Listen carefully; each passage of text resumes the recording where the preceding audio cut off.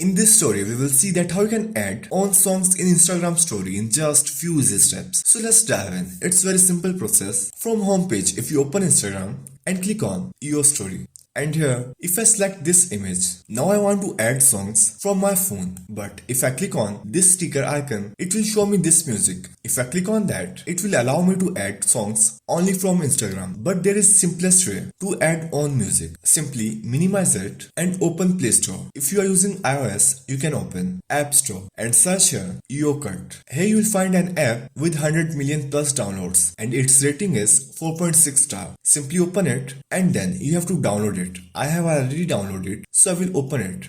After opening this, it will show you dashboard like this. Simply click on plus icon and here click on new project. Then you have to choose photo from here. So I will choose this. Click on this arrow.